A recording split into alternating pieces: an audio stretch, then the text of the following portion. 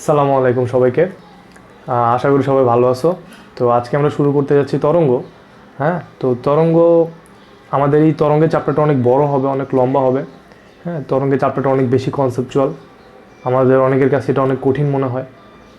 তো তরঙ্গের কিছু আইডিয়া আমাদের সবার হয়তো আছে, আমরা এসএসসি লেভেলে পড়ে আসছি শব্দ তরঙ্গ চ্যাপ্টারটা। তো সেখানে সাথে এটার মিল খুব কমই খুঁজে পাবা না বললেই চলে আর কি, কারণ এখানে অনেক বেশি ডিপ আর কনসেপচুয়াল টপিকগুলো নিয়ে আলোচনা করা হয়েছে। তো আজকে আমরা পড়বো হচ্ছে জাস্ট তরঙ্গের বেসিক যে ইন্ট্রোডাকশনগুলো, তরঙ্গ কী, তরঙ্গ কীভাবে সৃষ্টি হয়, কিছু প্রপার্টি, হ্যাঁ, তরঙ্গের প্রকারভেদগুলা, এগুলো নিয়ে আলোচনা করব। আমাদের পরের লেকচারটা হবে তরঙ্গের তোমার সাধারণ সমীকরণ, যেটা খুব খুব ইম্পর্ট্যান্ট আর অনেক বেশি কনসেপচুয়াল। তাহলে কথা না বারে আমরা শুরু করে চলো, তরঙ্গ কি। আচ্ছা, প্রথমত আমাকে বলো তরঙ্গ কি। তরঙ্গ হচ্ছে বেসিক্যালি একটা সিস্টেম, একটা প্রসেস। তরঙ্গ একটা প্রসেস, এটা হলো প্রথম ধারণাটা মাথায় ঢোকাও। তরঙ্গ একটা প্রসেস। তো প্রসেসটা কি? কোনো একটা স্থিতিস্থাপক মাধ্যমে, তাহলে প্রথম পয়েন্টটা আমরা কি দেখব, যে একটা স্থিতিস্থাপক মাধ্যম থাকতে হবে। তার মানে কি, তরঙ্গের জন্য মাধ্যমটা লাগবে, কিন্তু সব তরঙ্গের জন্য মাধ্যম প্রয়োজন হয় না। হ্যাঁ, এগুলো আস্তে আস্তে আমরা শিখবো। তোমার যেমন একটা এক্সাম্পল দিই, ইলেকট্রোম্যাগনেটিক ওয়েভ, হ্যাঁ, তাড়িৎ চুম্বক তরঙ্গ, সেটার জন্য কোনো মাধ্যমের প্রয়োজন হয় না। ঠিক আছে, ওগুলো নিয়ে পড়ে। তো প্রথম যে কন্ডিশনটা, সেটা হচ্ছে একটা স্থিতিস্থাপক মাধ্যম লাগবে। তার মানে তরঙ্গ সঞ্চালিত হওয়ার জন্য মাধ্যম প্রয়োজন। দ্বিতীয় কথা, সেই মাধ্যমে তুমি যদি একটা ডিস্টারবেন্স ক্রিয়েট করো, একটা আন্দোলন সৃষ্টি করো, কি করো? একটা আন্দোলন সৃষ্টি করো, একটা ডিস্টারবেন্স ক্রিয়েট করো, আন্দোলন সৃষ্টি করতে হবে। এটা হলো আমাদের দ্বিতীয় পয়েন্ট, যে একটা স্থিতিস্থাপক মাধ্যমে আমি কি করব? একটা আন্দোলন সৃষ্টি করব, একটা ডিস্টারবেন্স ক্রিয়েট করব। আমি হয়তো ডিস্টারবেন্স কথাটা বারবার বলবো, সো তোমরা এটা একটু বুঝে নাও। হ্যাঁ, একটা কি করব? ডিস্টারবেন্স ক্রিয়েট করব, করলে সেই আন্দোলনটা বা সেই ডিস্টারবেন্সটা সামনের দিকে অগ্রসর হবে। ঠিক আছে, এই আন্দোলনটা কি হবে? সামনের দিকে অগ্রসর হবে, সামনের দিকে অগ্রসর হবে। এই যে পুরো প্রসেসটা, এই প্রসেসটাকে আমরা বলি তরঙ্গ। এই সম্পূর্ণ প্রসেসটার নাম কি? তরঙ্গ। তরঙ্গ একটা প্রসেস। ঠিক আছে, এটা একটা প্রক্রিয়া। এই যে অগ্রসর হওয়ার যে প্রক্রিয়াটা, এটাকে আমরা বলি তরঙ্গ। ঠিক আছে, আমি পিছনে একটা চিত্র আঁকছি, তোমরা একটু চিত্রটার দিকে খেয়াল করো। এখানে এই যে প্রথম সারিতে যেই কণাগুলো আছে, এটা ধরে নাও একটা স্থিতিস্থাপক মাধ্যমের কিছু কণা। আচ্ছা, ভালো কথা। তাহলে এখন আমি কি করলাম? দেখো, আমি কি করলাম, যে আমার এই স্থিতিস্থাপক মাধ্যমের কণাগুলোতে আমি একটা ডিস্টারবেন্স ক্রিয়েট করলাম, আমি একটা আন্দোলন সৃষ্টি করলাম। ঠিক আছে, তাহলে এই আন্দোলন সৃষ্টি করার ফলে দেখো তো কি হয়েছে। সে আন্দোলনটা কি বললাম, যে আন্দোলনটা সামনের দিকে অগ্রসর হবে। এখন দেখো, প্রথম কণাটা কি ডিস্টার্ব হয়েছে না? প্রথম কণাটা ডিস্টার্ব হয়েছে। এই ডিস্টারবেন্সটা একটু পরে দ্বিতীয় কণায় চলে গেছে, তারপরে তৃতীয় কণায় চলে গেছে, তারপরে চতুর্থ কণায় চলে গেছে। এভাবে ডিস্টারবেন্সটা সামনে আগাইতেছে। কে সামনে আগাইতেছে? আন্দোলনটা সামনে আগাচ্ছে। আমি যে ডিস্টারবেন্সটা প্রথম কণায় ক্রিয়েট করছি, সেটা আস্তে আস্তে সামনে আগাচ্ছে। তো সামনে আগানোর ফলে দেখো তো কি তৈরি হইতেছে, আস্তে আস্তে একটা ওয়েভের মতো দেখা যাইতেছে। এই যে একদম লাস্ট চিত্রে দেখো, একটা তরঙ্গ সৃষ্টি হয়েছে। ঠিক আছে, তাহলে এই কণা সমূহের মধ্য দিয়ে কে সামনে আগাইতেছে? ডিস্টারবেন্সটা সামনে আগাইতেছে। পয়েন্ট টু বি নোটেড, যে জিনিসটা খেয়াল করবা, যে এই যে কণাটা দেখো তো, প্রথম কণাটা এখানে ছিল, একদম লাস্ট চিত্রে দেখো কণাটা এখানেই আছে। এই কণাটার অবস্থানের কিন্তু পরিবর্তন ঘটেনি। কণাটার অবস্থানের কোনো পরিবর্তন ঘটে নাই। অবস্থানের পরিবর্তন ঘটছে কার? ডিস্টারবেন্সটার, আন্দোলনটা এখানে ছিল, দেখো লাস্ট চিত্রে কণাটা এখানে চলে আসছে, আন্দোলনটা দেখো সামনে আগাইতেছে। সো এইটা হলো তোমার একটা তরঙ্গের প্রসেস। একটা তরঙ্গে কি হয়? আন্দোলনটা সামনের দিকে অগ্রসর হয়, কণার অবস্থানের কোনো পরিবর্তন হয় না। তাহলে ভাইয়া কণার কি হয়? তুমি একটু খেয়াল করে দেখো, কণাটা এখানে ছিল, সে উপরে উঠছে, আবার নিচে নামতেছে। দেখো এই যে নিচে নামছে, নিচে নাইমা সাম্যাবস্থায় চলে আসছে, সাম্যাবস্থা থেকে আবার নিচে নামতেছে, নিচে নাইমা আবার উপরে উঠতেছে। দেখো এই যে নিচে নামছে, আবার উপরে উঠতেছে, উপরে উঠে আবার আগের জায়গায় এসে চলে আসছে। ঠিক আছে, তার মানে কণাটার কি হইতেছে? কণাটা এই যে তার সাম্যাবস্থায় আছে, সে একবার সবচেয়ে উপরে উঠবে, আবার নিচে নামবে, আবার এখানে তার সাম্যাবস্থায় আসবে, আবার উপরে উঠবে, আবার নিচে নামবে। এটা হলো কণার কাজ। সো এই কণাটা এরকম হচ্ছে কার কারণে? ডিস্টারবেন্সটার কারণে, আন্দোলনটার কারণে। যে ডিস্টারবেন্সটা তুমি ক্রিয়েট করছো সেই ডিস্টারবেন্সটার কারণে কণাটা উপরে উঠতেছে নিচে নামতেছে, উপরে উঠতেছে নিচে নামতেছে, এবং এই ডিস্টারবেন্সটা যখন সামনে আগাবে সে তার পরবর্তী কণাকে উপরে উঠাবে নিচে নামাবে, উপরে উঠাবে নিচে নামাবে। সো এই কন্টিনিউয়াস যে প্রসেসটা, এই কন্টিনিউয়াস প্রসেসের ফলে আমি যেই জিনিসটা পাই সেটা হচ্ছে আমার তরঙ্গ। কথাটা ক্লিয়ার হয়েছে? তরঙ্গ জিনিসটা কি সেটা ক্লিয়ার? তাহলে তরঙ্গে আমরা কয়টা পয়েন্ট নোট করব? প্রথমত, একটা স্থিতিস্থাপক মাধ্যমে আমি যদি কোনো একটা ডিস্টারবেন্স ক্রিয়েট করি তাহলে কণাসমূহ নিজস্ব অবস্থানে থেকে উপরে নিচে ওঠানামা করবে, স্পন্দিত হবে। এটাকে আমরা কি বলবো? স্পন্দিত হবে। এবং এই ডিস্টারবেন্সটা সামনের দিকে অগ্রসর হবে, হলে এই পুরো প্রসেসটাকে আমরা বলবো তরঙ্গ। বোঝা গেল কথাটা? ক্লিয়ার? আচ্ছা, আমি যদি আরেকটু ভালোভাবে দেখাই, দেখো আমার কাছে একটা ট্রাউজারের ফিতা আছে, তো এটা দিয়ে আপাতত দেখো, এখানে দেখো। সো এটা একটা মাধ্যম, এটা একটা মাধ্যম, এই মাধ্যমে অনেকগুলা কণা আছে, অসংখ্য কণা আছে, তাই না? আচ্ছা, তাহলে আমি যদি দেখো তো এই যে একটা ডিস্টারবেন্স ক্রিয়েট করলাম, তোমরা হয়তো দেখতে পাইতেছো একটা কি হলো, একটা তরঙ্গের সৃষ্টি হয়েছে। দেখো এই যে আমার হাত দিয়ে আমি একটা ডিস্টারবেন্স ক্রিয়েট করলাম, এই ডিস্টারবেন্সটা সামনের দিকে অগ্রসর হচ্ছে, ডিস্টারবেন্সটা সামনের দিকে অগ্রসর হচ্ছে। আবার দেখো, এই যে দেখো তরঙ্গের আমি ডিস্টারবেন্স ক্রিয়েট করলাম, ডিস্টারবেন্সটা সামনের দিকে অগ্রসর হচ্ছে। সো এই যে ডিস্টারবেন্সটা সামনের দিকে অগ্রসর হচ্ছে, এটাই কিন্তু তরঙ্গ। ঠিক আছে, এই পুরো প্রসেসটাকে আমরা বলবো তরঙ্গ। কিন্তু এখানে দেখো আমি এই যে একটা সাদা জিনিস মার্ক করে রাখছি, এই জিনিসটা কি সামনের দিকে যাচ্ছে? যাইতেছে না। কিন্তু এই সাদা জিনিসটা কিন্তু সামনের দিকে যাবে না। দেখো এই সাদা জিনিসটা সে যে জায়গায় ছিল সেখানেই আছে। এটা কি হচ্ছে? একবার উপরে উঠতেছে, একবার তার সামনে অবস্থায় আবার নিচে নামতেছে। তার মানে কণাটার সরণ হচ্ছে কিভাবে? দেখো তো এই যে উপর নিচে এভাবে। আর ডিস্টারবেন্সটা সামনের দিকে যাচ্ছে, ডিস্টারবেন্সটা সামনের দিকে যাইতেছে। বোঝা গেল কথাটা? সো এটাই বেসিক্যালি তরঙ্গ। তরঙ্গের কয়টা পয়েন্ট আমি আবারও বলতেছি কি কি।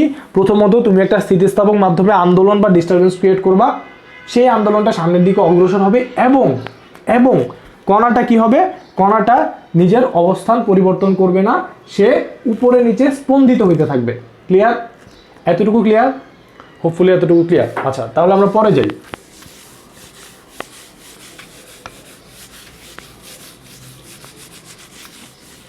ঠিক আছে, এখন আসো যে একটা জিনিস খেয়াল করো, এই যে আমরা তরঙ্গের এক্সাম্পলটা দিলাম, এই তরঙ্গটা কিন্তু তরঙ্গের প্রকারভেদের একটা স্পেশাল ফর্ম। হ্যাঁ, সো তরঙ্গের প্রকারভেদে চলে যায় এখন আমরা।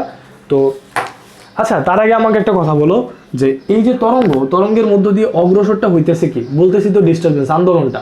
এই জিনিসটা আসলে কি? এটা মাথায় রাখো যে তরঙ্গের মধ্য দিয়ে যে জিনিসটা সঞ্চালিত হয় সেটা হচ্ছে অ্যাকচুয়ালি শক্তি, এনার্জি। কি সঞ্চালিত হয়? শক্তিটা সঞ্চালিত হয়। তরঙ্গের মধ্য দিয়ে এনার্জি বা শক্তিটা সঞ্চালিত হয়। আমি আমার হাত দিয়ে যেই এনার্জিটা ক্রিয়েট করছি, সেই এনার্জিটা তোমার দেখো, এই যে আমি আমার হাত দিয়ে যে এনার্জিটা ক্রিয়েট করছি, এই যে আমি আমার হাত দিয়ে যে এনার্জিটা ক্রিয়েট করছি, সেই এনার্জিটা এটার মধ্য দিয়ে সঞ্চালিত হচ্ছে। বুঝা গেছে কথাটা? এবং সেই এনার্জিটা কি তৈরি করতেছে? আমার পুরা ওয়েভ প্রসেসটা তৈরি করতেছে। ক্লিয়ার? আচ্ছা, এখন আসো আমরা যাই যে আমাদের তরঙ্গের প্রকারভেদে, যে তরঙ্গ কত প্রকার। দেখো এই যে কণার স্পন্দনের উপর ভিত্তি করে তরঙ্গটাকে দুই ভাগে ভাগ করা হয়। ঠিক আছে, কণার স্পন্দনের প্রকৃতির উপর। এই যে কণাটা কি বললাম? উপরে নিচে স্পন্দিত হয়। আমি একটু আগেই বলছি, আবারও রিপিট করতেছি, কণাটা উপরে নিচে স্পন্দিত হয়। কারণ এই জিনিসটা, এই যে কণার স্পন্দনটা, এই কনসেপ্টটাই তোমার কাজে লাগবে তরঙ্গের সাধারণ সমীকরণ নির্ণয় করতে। এই কনসেপ্টটা যদি ঝাপসা থাকে, তুমি কিন্তু সাধারণ সমীকরণ নির্ণয় করাটা বুঝতে পারবে না। কথা বোঝা গেছে? সো এই কনসেপ্টটা মাথায় ঢুকে নাও যে কণাটা কি হয়? উপরে নিচে স্পন্দিত হয় এবং এনার্জিটা সামনের দিকে সঞ্চালিত হয়, যার ফলে এই কণাটার পরের কণাটা সে উপরে নিচে যেতে থাকে, তারপরেরটা উপরে নিচে স্পন্দিত হতে থাকে। এভাবেই আমার পুরা তরঙ্গের প্রসেসটা মানে তোমার কি হয়? ক্রিয়েট হয়। আচ্ছা, এখন আসো তাহলে কণার স্পন্দনের সাপেক্ষে তরঙ্গ কয় প্রকার? দুই প্রকার। কি কি?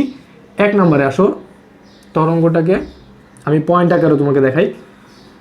তো দুই ভাগে ভাগ করা যেতেছে। একটাকে বলবো আমরা আর তরঙ্গ, এগুলো তোমরা 9 10-এই পড়ছো, তাও হালকা পাতলা একটু দেখাই। আর তরঙ্গ। আরেকটা কি বলো তো? লম্বিক তরঙ্গ বা অনুদৈর্ঘ্য তরঙ্গ। এটা কিন্তু আমরা আরেকটা নামে জানি যে অনুপ্রস্থ তরঙ্গ, তাই না? অনুপ্রস্থ তরঙ্গ। আর এটা হলো তোমার অনুদৈর্ঘ্য বা লম্বিক তরঙ্গ। আচ্ছা, আসো এখন আর তরঙ্গ। এই দুইটা তরঙ্গের মধ্যে তফাৎটা কি? দেখো দুইটা তরঙ্গের ডিফারেন্ট কন্ডিশন আছে। তো মেইন কন্ডিশনগুলো আমরা একটু দেখি। এই তরঙ্গের কন্ডিশনটা কি আর এটার কন্ডিশনটা কি? আচ্ছা, তাহলে দেখো আমার আর তরঙ্গ বা অনুপ্রস্থ তরঙ্গের প্রধান যে কন্ডিশনটা বা যে শর্তটা সেটা হচ্ছে যে কণার বেগ এবং তরঙ্গের বেগের মধ্যবর্তী কোণটা হবে 90 ডিগ্রি। কণার বেগ এবং তরঙ্গের বেগের মধ্যবর্তী কোণটা হবে 90 ডিগ্রি। তুমি একটু আগে আমি যেই চিত্রটা একটু আগে আঁকলাম সেখানে একটু খেয়াল করলেই দেখবা যে কণাটা কি ছিল, এখানে ছিল প্রথমে, তারপর উপরে গেছে, আবার এখানে নামছে, আবার এখানে আসছে। তাহলে কণাটা উপর নিচে উঠতেছে কিন্তু আমার ওয়েভটা আগাইতেছে সামনের দিকে।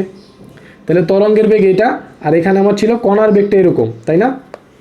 তরঙ্গের বেগ এটা, কণার বেগ এটা। তাহলে এখানে যে কণাটা সেও তো উপরে যাবে, নিচে নামবে, আর তরঙ্গটা সামনে অগ্রসর হবে। তাহলে কণার বেগ আর তরঙ্গের বেগের মধ্যবর্তী অ্যাঙ্গেলটা কত থাকবে? 90 ডিগ্রি। আচ্ছা, তাহলে এটা গেল আমার প্রথম কন্ডিশন কি, যে কণার বেগ এবং তরঙ্গের বেগের মধ্যবর্তী কোণটা হবে 90 ডিগ্রি। লিখে ফেলো যে কণার বেগ এবং তরঙ্গ বেগ এর মধ্যবর্তী কোণ 90 ডিগ্রি থাকবে। ক্লিয়ার? আচ্ছা, গুড। চলো এখন সেকেন্ড কন্ডিশনটা কি, যে একটা আর তরঙ্গ বা অনুপ্রস্থ তরঙ্গের ক্ষেত্রে তোমার কি থাকবে, মাধ্যম থাকতে হবে, একটা স্থিতিস্থাপক মাধ্যম হইতে হবে। ঠিক আছে, মাধ্যমটা কি থাকতে হবে, স্থিতিস্থাপক হতে হবে। তুমি কোনো গ্যাস মিডিয়ামে আর তরঙ্গ তৈরি করতে পারবা না, সেটা সলিড হতে হবে অথবা লিকুইড হতে হবে। বুঝা গেছে? মাধ্যম স্থিতিস্থাপক হতে হবে। আমি স্থিতিস্থাপক কেন বলতেছি তুমি একটু খেয়াল করো। এই যে প্রথমে যে এক্সাম্পলটা দিলাম, কণাটা উপরে উঠতেছে নিচে নামতেছে, যদি স্থিতিস্থাপক না হতো এই কণাটা কিন্তু তোমার নিজের জায়গায় আবার ফেরত আসতো না। ঠিক আছে, সো স্থিতিস্থাপক প্রপার্টিটা থাকতে হবে, নাইলে কণাসমূহ আবার পূর্বের অবস্থায় ফেরত আসবে না। আচ্ছা, মাধ্যম স্থিতিস্থাপক হইতে হবে, এটা গেল আমার সেকেন্ড কন্ডিশন। আর এবার আসো তোমার অনুদৈর্ঘ্য তরঙ্গে কি হবে? অনুদৈর্ঘ্য তরঙ্গে যেটা হবে যে তোমার কণার বেগ এবং তরঙ্গ বেগটা থাকবে সমান্তরাল। কণার বেগ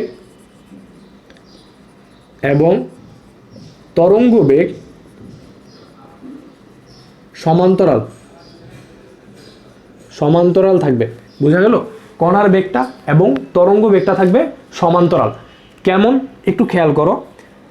ধরো আমরা কিভাবে দিই এক্সাম্পলটা, তোমার একটা স্প্রিং এর ক্ষেত্রে ধরো একটা স্প্রিং, হ্যাঁ, একটা স্প্রিং এর ক্ষেত্রে সংকোচন প্রসারণটা কিরকম হয় দেখো তো। অথবা স্প্রিং বাদ দাও, ধরো আমরা যে কথা বলি শব্দ তরঙ্গর কথাটা চিন্তা করো। আমরা কথা বলার সময় কি হয় বলো তো, যে আমাদের বায়ুর কম্পনের ফলে আমাদের শব্দটা সামনের দিকে আগায়। তাহলে এই বায়ুর কম্পনটা কিরকম হয়, ধরো এই যে বায়ু কণাগুলা, হ্যাঁ, এই যে বায়ু কণাগুলা, তাহলে এই যে বায়ু কণাগুলা এইগুলা কম্পন কিভাবে হয় একটু খেয়াল করো। এই কণাটা যখন ভাইব্রেট করে, কিভাবে, এই যে এভাবে কণাটা ভাইব্রেট করে, ভাইব্রেটের মাধ্যমে সে কি করে, এনার্জিটা পাস করে, শক্তিটা পাস করে। তো এই যে ভাইব্রেশনটা হয় কিভাবে, এভাবে। ঠিক আছে, দেখো এই যে এভাবে কিন্তু ভাইব্রেশনটা হয় এই যে এভাবে। তাহলে এই যে ভাইব্রেশন হয় এইভাবে। তাহলে দেখো ভাইব্রেশনের দিকটা কিভাবে হইতেছে, এই দিকে, কিন্তু আগের ক্ষেত্রে আমার প্রিভিয়াস ক্ষেত্রে কণার ভাইব্রেশনটা হইতেছিল তোমার লম্বভাবে, এটা হইতেছে তোমার সমান্তরালভাবে। কার সাথে? তরঙ্গের বেগটা যেতেছে এদিকে, আমার শব্দ তরঙ্গটা সামনের দিকে অগ্রসর হবে না, তাহলে ভাইব্রেশনটা যেদিকে তরঙ্গের বেগও একই দিকে। তাহলে কণার বেগ এবং তরঙ্গের বেগ কি হবে, সমান্তরাল হবে। কোন তরঙ্গে? অনুদৈর্ঘ্য তরঙ্গে। বা এটাকে আমরা তোমার আরেকটা এক্সাম্পল দেখাইতে পারি, দেখো যে এরকম,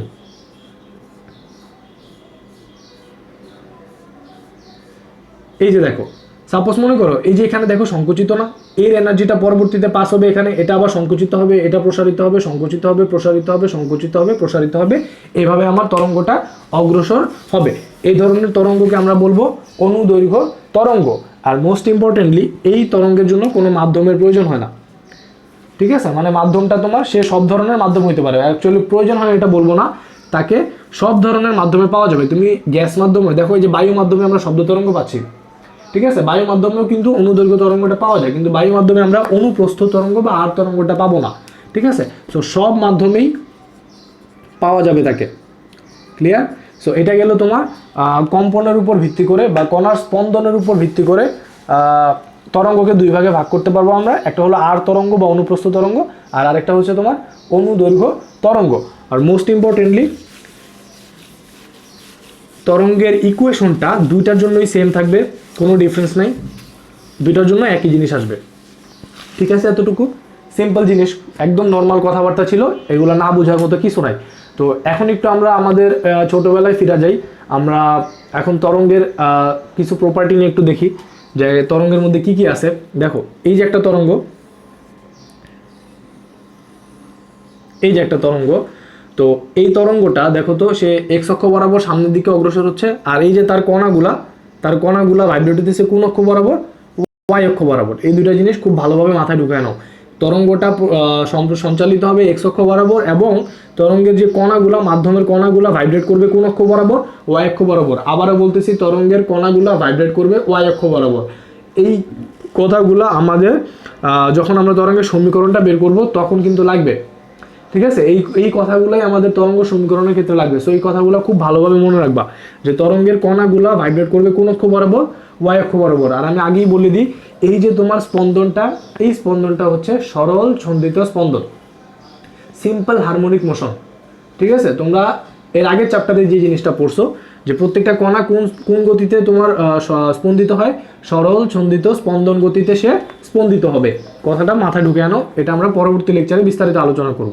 তাহলে এখন দেখো, আমি জাস্ট জিনিসটার পরিচয়গুলো দিই, তোমরা যেই জিনিসগুলো আগেই জানো এগুলো নিয়ে আমি খুব বিস্তারিত কোনো কথা বলবো না, জাস্ট দেখে যাও। দেখো এই যে সমদশা সম্পন্ন দুইটা কণার মধ্যবর্তী দূরত্বকে আমরা বলতেছি তরঙ্গ দৈর্ঘ্য ল্যামডা। কি বলবো এটাকে? তরঙ্গ দৈর্ঘ্য। লিখার প্রয়োজন হলে লিখে নাও যে সমদশা সম্পন্ন দুটি কণার মধ্যবর্তী দূরত্বকে বলে তরঙ্গ দৈর্ঘ্য। সমদশা সম্পন্ন দুটি কণার মধ্যবর্তী দূরত্বকে বলছি তরঙ্গ দৈর্ঘ্য, ঠিক আছে? আচ্ছা, আর কি বলো? তাহলে একটা পুরা সাইকেল সম্পন্ন করতে যে সময়টা লাগে সেটাকে আমরা বলবো পর্যায়কাল। আর আমরা কি জানি? কম্পাঙ্ক F is equal two 1/t, এটা তোমরা জানি কম্পাঙ্ক F is equal two 1/t। তারপর আর কি জানি? গেল কম্পাঙ্ক, গেল পর্যায়কাল, গেল তরঙ্গ দৈর্ঘ্য। একটা কণা সাম্যাবস্থা থেকে সর্বোচ্চ যতটুকু উচ্চতায় উঠবে সেটাকে আমরা বলি তরঙ্গের বিস্তার। বিস্তারকে আমরা এ দ্বারা প্রকাশ করি, অ্যাম্প্লিটিউড। অ্যাম্প্লিটিউড তরঙ্গের বিস্তার, ঠিক আছে? কম্পাঙ্ক F frequency, tea time period পর্যায়কাল, তরঙ্গ দৈর্ঘ্যকে বলি ল্যামডা। নেক্সট যে জিনিসটা সেটা হচ্ছে তরঙ্গ বেগ। এগুলো 9-10-এর টপিক, আমি বিস্তারিত কিচ্ছু বলবো না, তোমরা এগুলো আগেই পড়ে আসছো, বইয়ে একবার দেখে নিলে হয়তো তোমাদের মনে পড়ে যাবে। তরঙ্গ বেগ ভি ইজ ইকুয়াল টু কি জানি? V is equal to F lambda, জানি তো এটা আমরা, V is equal to F lambda. তরঙ্গ বেগ V is equal to F lambda. আচ্ছা, ল্যামডার একক কি? ল্যামডার একক মিটার, পর্যায়কালের একক সেকেন্ড, তরঙ্গের বেগের একক মিটার পার সেকেন্ড, ঠিক আছে?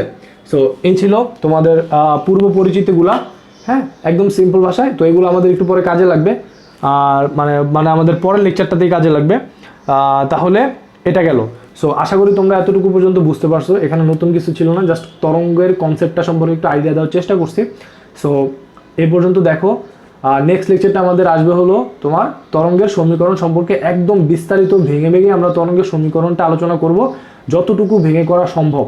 হ্যাঁ, আমরা কোনো গোজামিল দিব না, একদম লজিক অনুসারে আগাবো। সো ওই লেকচারটা খুব ইম্পর্ট্যান্ট, হ্যাঁ, তোমরা মিস করবা না। আচ্ছা, তো সবাই ভালো থাকো, সুস্থ থাকো, আল্লাহ হাফেজ আজকের মতো।